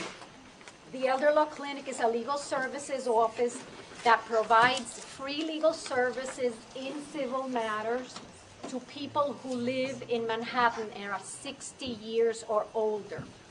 Now, even if you're not interested in working for the elderly specifically, it's not such a strange animal. So let me give you some of the examples of the cases that we have worked on. Examples. Proving the age of an elderly in order to get Social Security benefits for the aged for them. And that can include securing proper documentation, which is proof that's many times needed for immigrant clients. Many Holocaust victims have that problem. Sometimes people's birth has not ever been registered. So interesting collection of evidence kind of cases. We also represent people in appeals of Social Security disability cases. People, because the agency alleges, despite their medical condition, the elderly person can still engage in work, in employment. We've defended an elderly person in a guardianship proceeding. She was temporarily placed in a nursing home. She wanted to go back home to her cooperative Manhattan apartment. Her daughter sought to be appointed guardian for the mother, and in order preventing her from going back home. Well, we found out the daughter had been transferred half share in the co-op apartment and had moved into it. That case is still pending. We've also represented, for example, in denials of rental subsidy benefits, where the agency says you have sufficient financial resources because you have a person that lives with you with whom you share expenses. We found out that person is merely a boarder or a roommate that doesn't share expenses. Seeking reimbursement from a dentist that we found out has a pattern of defrauding the elderly. We very often defend in eviction cases. Most of our clients live in rental apartments. We may also represent in family court, where the elderly may be seeking visitation rights for their grandchildren. So my reason for giving you all these examples is to show that it's a variety of many fields of the law. It's not limited to one. What tasks would you have in those cases? Everything that we expect from an attorney, we expect from the students, with close supervision, obviously. So you get to interview. There's a lot of client contact that you get in this clinic. You are in charge of the interview, the initial interview, of analyzing the issues, determining the merits of the cases. If the case is accepted, collecting legal evidence. For example, if it's a medical case, getting medical documentation. For example, to prove disability, as I mentioned before. Drafting pleadings, conducting legal research, obviously, and appearing as the representative in administrative hearings and conducting portions of trials. Our students conduct at least a direct, do opening statements and closing statements in trials in state court. A lot of motion arguments also. We have a very active motion practice, particularly in civil court, in housing court, that many of our students have done. This last semester, for example, one student did a full Social Security disability hearing, argued a motion on whether discovery was appropriate, and two of them prepared directs for a trial. We also conduct appeals in state courts. And 2 semesters ago, we had an appeal to the Court of Appeals about an interpretation of a regulation regarding a rental subsidy for the elderly. That gives you a general picture. What are the administrative details in this clinic? We also have a seminar that's weekly on Wednesdays, usually from 4 to 6. We cover substantive areas of the law. We have some trial practice skill exercises. We have some role playing. We also have guest lecturers. So it's a pretty much a wide mix. The supervision is conducted by 3 or 4 different attorneys, depending. So you may have your different cases assigned together with a different supervisor, depending on which case it is. Very important, it's a 2-semester clinic. So if you take the fall, if you apply for the fall, you have to apply for the full year, including the spring semester.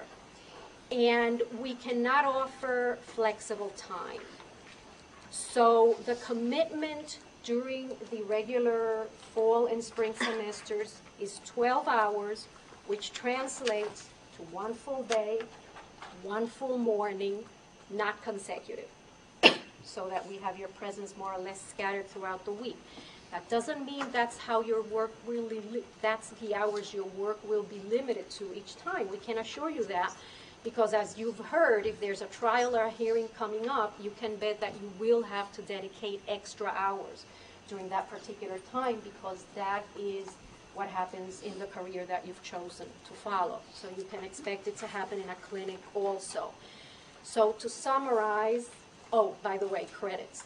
4 credits including the seminar. If you took the summer, which there may be some spaces yet for you, you may apply for the summer in case you're interested, it's 3 semesters instead, and the commitment is 3 full days. So to summarize, you may take this clinic even if you're not interested in working for the elderly, if you're interested in practicing in state courts, and if you want to do public interest work for the poor. Thank you. Any questions will be available.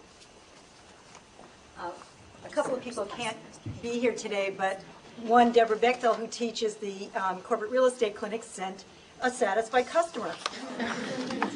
Hi, my name is Patricia Carrington. I'm currently a 3rd-year student, and I'm currently participating in the corporate and real estate clinic. And as Professor Kaplow said, Professor Deborah Bechtel runs that clinic. Currently, the clinic is offering 4 credits, 2 credits for the seminar and 2 credits for your client work. We're there about 10 hours a week, but it's spread out, so I'm there generally 3 days per week. The work is mainly transactional. You're going to be doing a lot of writing, some research, a lot of client meetings. Currently, we're working in teams of 2. There are 8 students in the clinic right now. Some of the projects involve sale of co-op units. We mostly work for low-income co-ops around Lower Manhattan and the 5 boroughs. Some of the projects that we work on currently, we've got one where we have a low-income co-op that was sold by the city. Early, when the city first started selling off buildings, they converted these buildings to HDFCs, that's Housing Development Fund Corporations, and they were not developed as a regular for-profit corporation. To have a co-op, you need to have shareholders, and therefore you need to be a for-profit corporation. These were incorporated as not-for-profits, so we have to convert them to for-profits. So we're working with the BCL. We're redoing the corporation's bylaws, certificates of incorporation. We're holding client meetings because right now those buildings are in the hands of an organization called Adopt a Building. Adopt a Building runs the board of directors for each of these HDFCs, and the tenants want control. The tenants for 3 different buildings are having a myriad of problems with their buildings. They're in need of repair, they've got tax arrears. We're currently applying to the state for tax forgiveness. We're also applying for 8A loans so these buildings could have funds to refurbish them and repair each of the problems that each building is having. This particular case is kind of quirky. What we normally do is regular transactional work, just selling units, contracts of sale, closings, and at a closing you'll generally have both parties there, the seller, the buyer. You're going through all of the documentation that's needed, all the corporate bylaws, corporate certificates of incorporation. You want to know that this corporation is able to sell this piece of property. And the buyer wants to know that they're going to have complete control over it, that they're not going to be encumbered in any sort of way. If you're interested in doing a lot of writing, this is for you.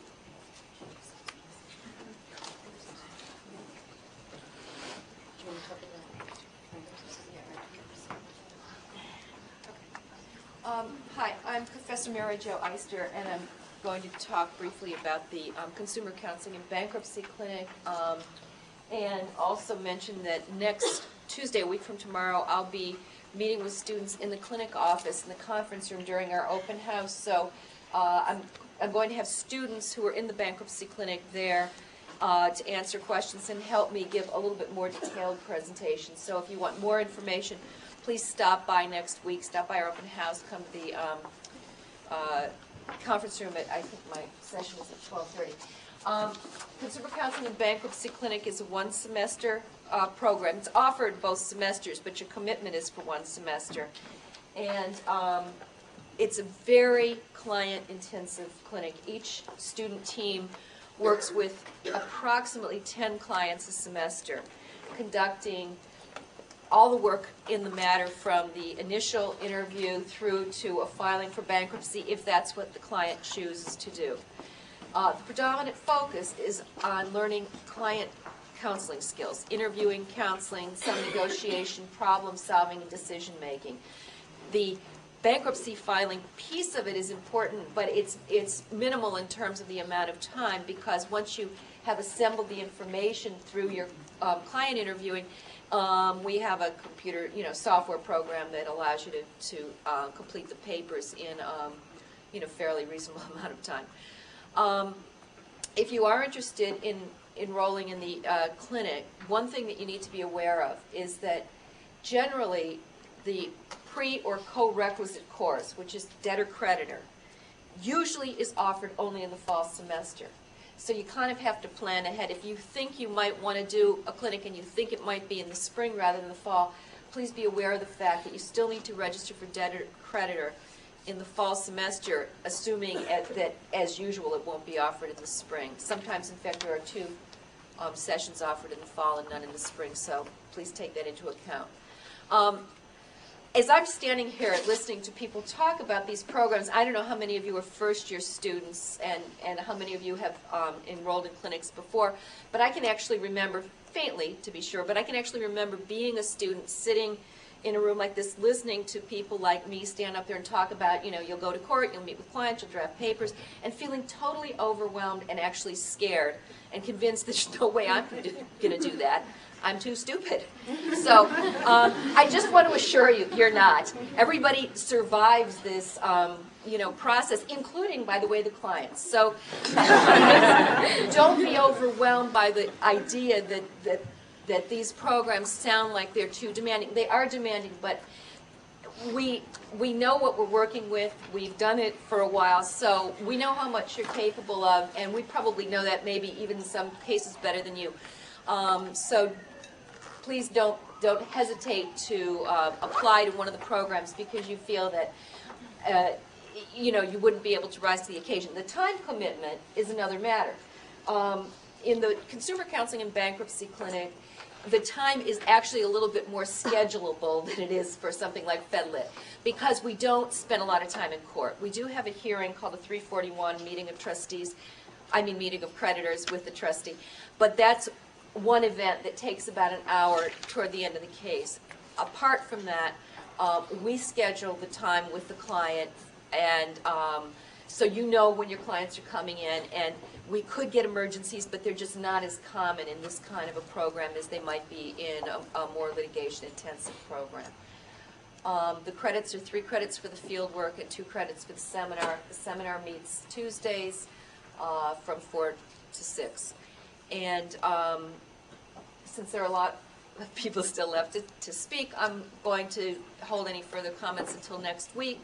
I do also have information posted on the website, on the Brooklyn Law School webpage, as well as a web course in a box page that you can check into. So if you can and you're interested, please come by the clinic office next week, Tuesday at 12:30.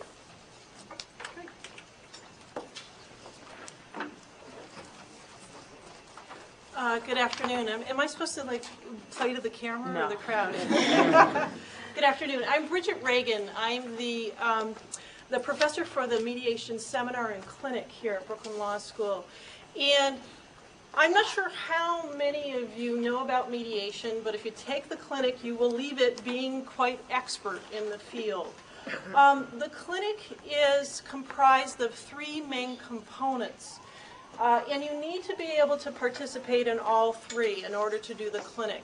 First of all, it's a full academic year. Okay, so you have to be available both the fall and the spring to complete the whole clinic. The three components are these. The first component is we do an intensive training. It's a 25-hour training that takes place here at Brooklyn Law School. It will happen probably at the end of August, shortly after classes begin. I conduct the training. We have experienced mediators come in, and you begin to learn both the theory and the skills of acting as a mediator. So you must be able to do that 25-hour training. In addition to that training, you will be doing ongoing mini courses in the sense of additional training throughout the year. You'll get approximately 12 additional hours of training by the end of April. Okay? So it's very important that you're available for all those training pieces. The one at the end of August, and then additional training that your center will have you do. Okay. The second component is the seminar class. The seminar takes place here at Brooklyn Law School. I think it's going to happen on Wednesday afternoons. And the class meets every other week. Okay, so you must be available for that seminar class. And in the seminar class, what we're doing is we will be reading, just like most of your law school classes, we will be reading some mediation textbooks, guideposts on how the practice of mediation is conducted. We'll also be doing case studies of mediators and mediation cases. And finally, developing your skills. We'll be doing role plays in the seminar itself.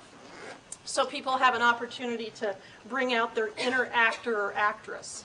That's really a part of the class, being able to put yourself in the party's shoes and develop fact patterns that are realistic for the skills you're developing. The part of how you're evaluated in the seminar is important. At the end of the fall semester, each student is videotaped doing a mediation simulation. Okay, you're videotaped. That's reviewed publicly in front of all the class the first week of the spring semester, so your colleagues can see and you can see your very great skills development between August and December. So that's one component of the grading. There is written material, writing that you do, and obviously reading that you do for the class. In the spring semester, you do a second simulation that gets videotaped. It's a much longer one, and we bring in actors who act as the parties for those role plays. And they're written very realistic to, very similar to real cases the students have had, and then you get evaluated, a very systematic evaluation on the skills that you've developed over the course of the year. Okay. So the third and final component is the component of the clinic placement itself. Each student who participates in the clinic will be placed out in the field at a mediation center in the city. Could be Manhattan, it could be Brooklyn, it could be Queens, Staten Island. I try to accommodate where people live or where they're working so that you can easily get to your center, but that's not always guaranteed. The clinical placement, you will be at your mediation center weekly, where you will actually initially be observing cases that experienced mediators are conducting, and then eventually you will play the role of the mediator for real cases. You will work with an experienced mediator, and as you develop, you will be given more and more freedom to begin taking a lead role in resolving those disputes. Okay? And again, that's for the full academic year. You begin your placement in early September after you've completed the initial training, and you conclude your placement at the end of April, right before finals. Okay? Couple things. It's a really, really wonderful clinic. I love the students. I've been doing it for 5 years. I really enjoy the students. I think they've gotten a lot out of it. Some intend to actually use mediation as part of their budding law practice once they take the bar. Other people are viewing it as skills that are crucial to their practice, negotiation skills, listening skills, writing skills. So I think it's very, very worthwhile. And also, you're going to have direct client contact very early in your budding legal career, so it's a valuable experience. Only 10 students are admitted to the clinic, a maximum of 10. You must complete the full application, and then there is an interview with me. And then after those interviews are complete with the students, you get selected to participate in the class, in the clinic. Okay? Next, I guess it's the 22nd, April 22nd, from 4 to 5, I will be doing a small group information session about the mediation clinic, and I'd be happy to answer your questions more in depth at that time. Okay? Thank you. Well, we're not done yet. Okay, but we're sort of on the two-thirds stretch. I have the responsibility and privilege to talk about a couple of the programs where the people who teach them could not come, and also my own. So the people who are not here today, but who will be here at other times so you can speak to them, are Deborah Morse, who teaches the Criminal Appeals Clinic in the Manhattan DA's office. And let me just give you a quick rundown of that, and she'll be available tomorrow for those of you who want to hear about it. The Manhattan DA's office allows students to work on briefs that are basically respondents' briefs. You all probably know about that now, right? Respondents' briefs to cases that have been filed, appeals that have been filed by convicted defendants. You then you basically write the brief, and even more excitingly, you argue the case in the Appellate Division First Department. In that clinic, the students will meet on a regular basis with Deborah Morse, who is a supervising attorney in the Manhattan DA's office, to work on the process of writing that brief. Deborah's going to be here tomorrow at 1 o'clock, so one of the nice things about this is because it's brief writing and it does not involve client contact and only has one court appearance, it's a good clinic for people who need flexible schedules, who particularly evening or part-time students, because there's not a lot of external demands. Another clinic whose professor wasn't able to come today is the Securities Arbitration Clinic.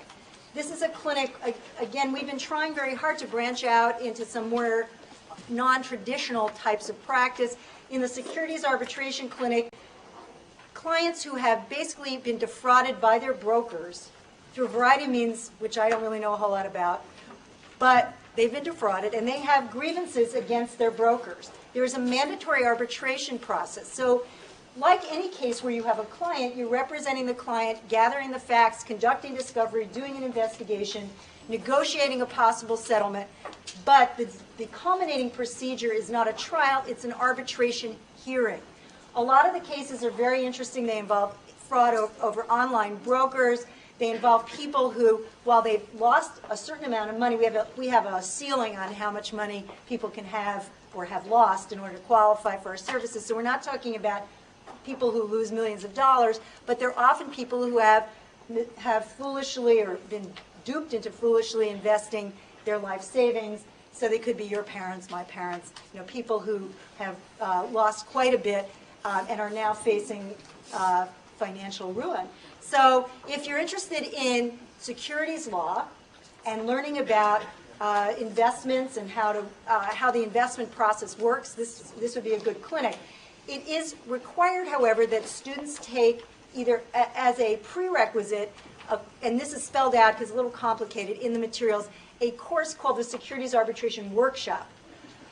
Because this course is very popular, a lot of times students can't get to take it until their third year, but Professor Gardner, the professor in charge, pulls the students for the clinic from students who have enrolled in the workshop, which is offered both in the fall and the spring.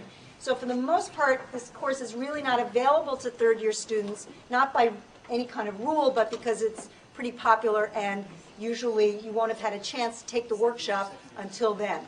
Did I say third year? I'm sorry. It is available technically, but often practically it would not be available to second-year students. But if you're interested in it, you should think about enrolling for the workshop as a way of preparing yourself for that clinic. The other program, as I mentioned before, is our new community development clinic. It's a clinic in the process of being developed. It's another transactional clinic. It will afford you the opportunity to do work representing community groups, businesses, on real estate transactions or other kinds of development, and drawing largely from cases and projects here in Brooklyn. So, and David Reese is going to be here on Monday the 21st in the afternoon, and also at the clinic open house on the 22nd. If you are interested in that, I strongly urge you to attend one of those, because you'll hear more from him what his plans are. But the clinic is spelled out roughly on the webpage. Finally, I'll just give you a few minutes about the clinic that I teach, which is called the Safe Harbor Project, which is a clinic that is basically devoted to immigration law. I think, as Olga Paris did, it's helpful to think about this clinic in terms of the kinds of cases and clients you might be able to assist. Two cases which are going on right now, one of which we finished last week and one of which has a hearing next week.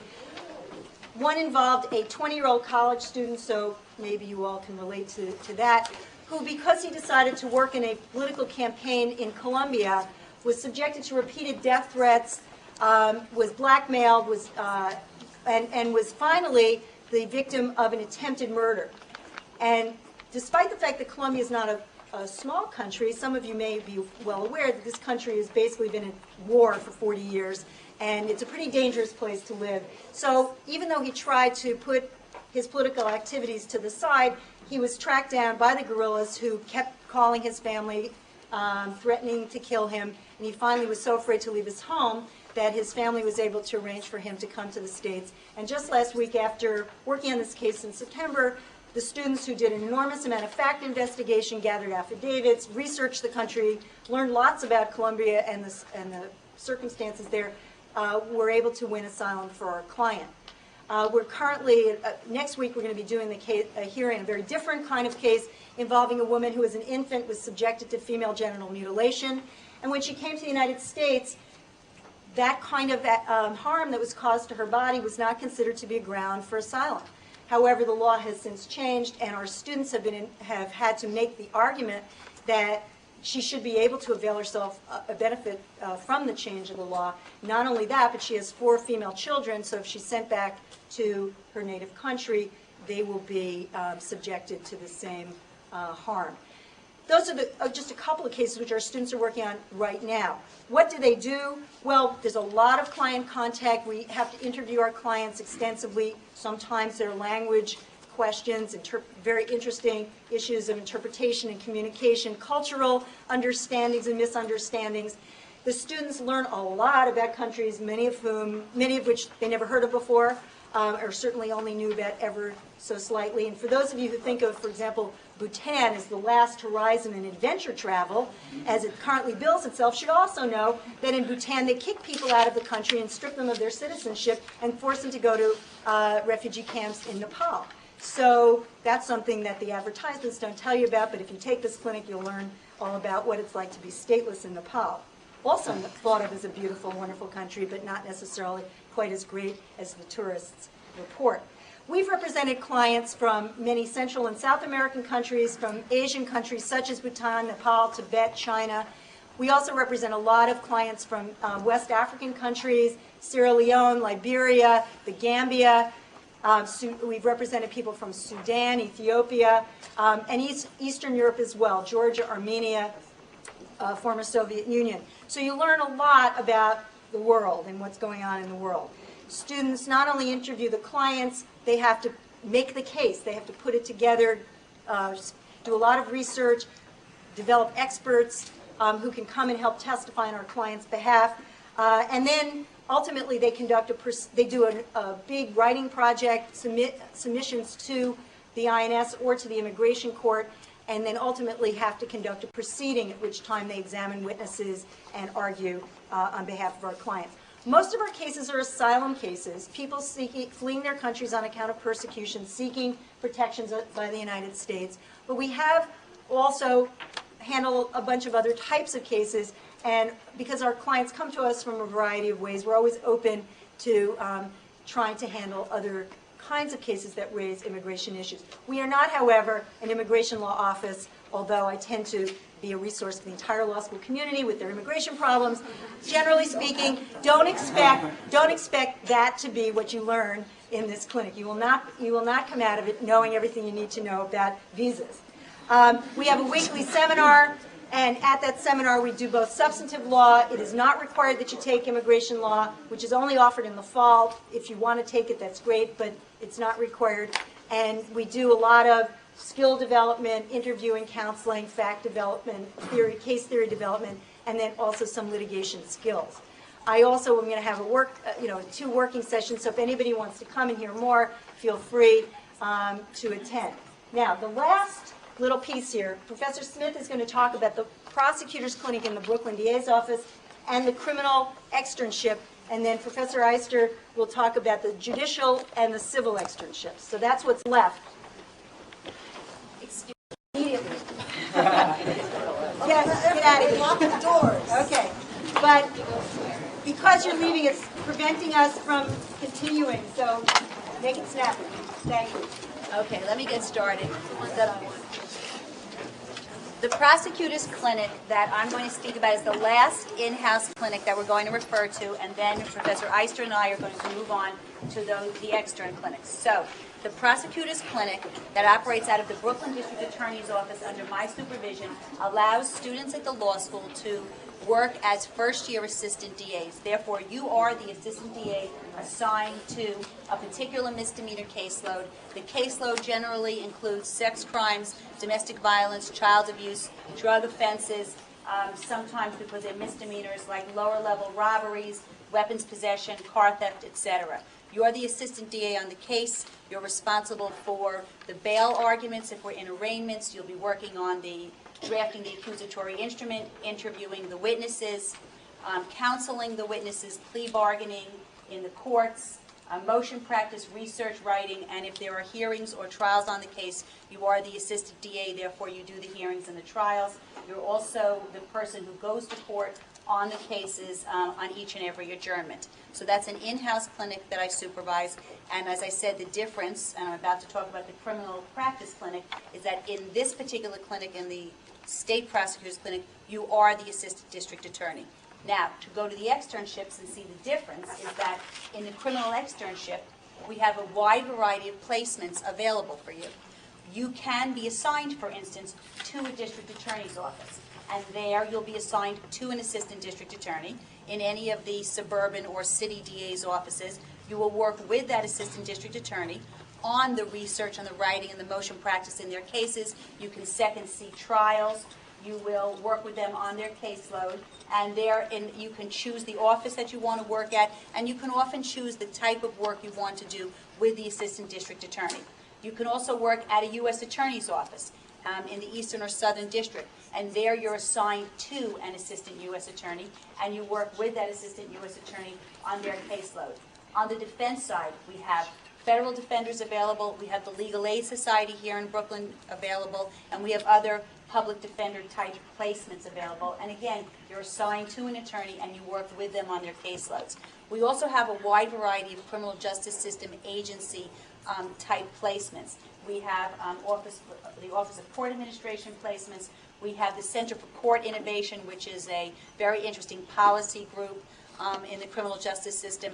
You can work at the NYPD, in their Legal Affairs Bureau. You can work at the Safe Horizons, which is a victim services type agency. So we have a lot of different types of policy agencies. You can work with the City Criminal Justice Coordinator. So all of that is available through the Criminal Practice Clinic. That clinic has a seminar attached to it. It is called Innovations in Criminal Justice, and we focus on exactly that, innovations that are, very new and constantly occurring in the criminal justice system. So, for instance, this semester we worked on there's a new mental health court in Brooklyn. We do domestic violence courts. We've done the Rockefeller drug laws, DNA, CompStat, etc. So that's what the seminar component is to that. Of course, in the prosecutor's clinic, like all the other in-house clinics, there is also a seminar component. In that clinic, it focuses on criminal practice, since you're actually practicing and you're going to be focusing on what you need to do every time you go to court and when you're working on your cases. Okay, clean up. All right. How many people here are interested in hearing about the civil practice internship? If nobody raises their hands, I'm not going to talk about it, so you can leave. How about judicial? All right, it's about evenly split. All right, let me start with judicial, and then civil's a little more complicated. These are both externship clinics, which means that you're working in a law office, judge's chambers, or an agency under the supervision of an attorney, a clerk, or a judge. In the case of judicial, you have choices. Well, you don't have choices, but you might be placed between a state court or a federal court, or there are some administrative agencies that also accept interns. In the application, we ask you to indicate certain things about your preferences in terms of criminal or civil work or bankruptcy or an administrative agency or something else, specialized interests like family or housing court. In the federal system, for the most part, the dockets are mixed, except, of course, bankruptcy is a separate court. In the state system in particular, there's a lot of specialization. So one court handles family law matters, another one handles housing matters, another one might handle a purely criminal docket, another one a purely civil docket. So it's important for us to have a sense of what your primary interests are in order to make the best match. The matching process is very, it's not really straightforward, it's complicated, but let me just mention a couple of things. First of all, the federal judges at the district court level in particular are extremely selective. And we don't have a guaranteed slots or any kind of arrangement where they definitely take one or two of our students. We send those applications to the judges, and you're being reviewed along with anybody else who's applying for those positions. So it's really like, you know, an application and interview process. Now, I hope and I think that they give some, you know, preference or priority to students who are referred to them through the clinic office because they have accepted our students in the past and sort of have a track record with us. But there certainly is no guarantee. So we have to take into account very much what we think your realistic options are for obtaining a placement with the judges. The state court system does tend to be somewhat less competitive to begin with in terms of getting a placement. And often it's quite a bit more, I guess, satisfying, maybe a better learning experience, only because the clerks and the judges themselves tend to spend more time with the student interns. And you'll get probably in state court more opportunities to actually talk with the judge about decisions, about how the decision is made, and what goes into it. Some of the federal judges are very good about that. Others are rather distant from the student clerks, and you would really only be interacting with the clerk in the court, not with the judge directly. The magistrate judges in the federal system are pretty much the same as the district court judges in terms of the docket and the overall structure of the internship. In federal court in particular, it's predominantly research and writing work. You'll get a lot of opportunity to do research, and you should really have an opportunity to polish your writing skills. In state court, it's going to be more mixed and more dependent on the nature of the court and the actual judge with whom you obtain a placement. So if you are interested in seeing trial practice and observing trial practice or courtroom procedure, indicate that on your application, because some judges and some courts will give more of an opportunity for that. Others will be more along the same lines as federal, more research and writing oriented. Most of the state court clerkships do offer both opportunities, so opportunities for observation in court and a lot of research and writing. The application process is, as for the rest of the clinics, you indicate your preferences in order. So if you list judicial as your first preference, your first priority, that application will come to me right away. And I'll review all the applications and begin making referrals. In general, I will refer your application to one judge at a time. That's the typical procedure. There are variations on that that I'm not going to get into. But you will get a letter from our office indicating where your application has been referred, the judge to whom we've referred the application, and also asking you to contact chambers in 2 weeks if you haven't heard from them, 2 or 3 weeks, I don't remember what it is. In other words, you wait whatever period of time, 2 or 3 weeks, to see if they call to schedule an interview, but if you haven't heard anything, you should call them to see what their timing is, and then get back to us to let us know. If they tell you, for example, oh, we're not going to choose our interns until August, you need to let me know that, because this stuff changes from one semester to the next, and it's somewhat dependent on whether the judge is currently trying a case or has a very heavy docket and can't get to the interview process yet. Some judges have already selected their interns for fall. Others may not do it until later in the summer, so we really have no control over that part of the process, and it's up to you to keep the office informed so that we can make subsequent referrals if necessary. One thing I need to emphasize with the judicial clinic is if we refer you to a judge for an interview, and you go to the interview, you actually go and interview with the judge, you are required to accept the position if it's offered. This is what the judges have asked and expect in order to minimize the amount of time that they're spending interviewing students. So please do not go and interview with a judge if you're still thinking about whether or not you want to do this. Think about it first, and then when you've made the decision, you can go to the interview. Now, you are also able and are free to secure a judicial internship through your own efforts or through the Career Center, through listings of the Career Center. And if you want to take that internship and turn it into a credit situation, you simply fill out the paperwork, all of which is on the Brooklyn Law School webpage, the clinical webpage. It's basically a judicial request for approval. You fill out the paperwork, submit it to the clinic office. You'll get a letter indicating whether your request has been approved in virtually every case. If you're clerking for an actual judge, I can't think of any reason why it won't be approved. You are required to take the seminar along with the internship. The seminar meets once a week, Mondays. I can't even remember. 6 to 8, 6:30 to 8, something like that. And there will be one seminar for the state court clerkships and another one for the federal. But we'll give you that information at the time when it becomes relevant. What you do need to remember, though, is the seminar is a graded component of the clinic, so you get a credit for the seminar and 3 credits for the field work, and the field work is expected to be 12 hours a week. There are other requirements that go along with this, and I will talk about it in more detail on next Monday, when I meet with students who are interested at 1 o'clock. I think it's at 1 o'clock. It's posted on this information sheet.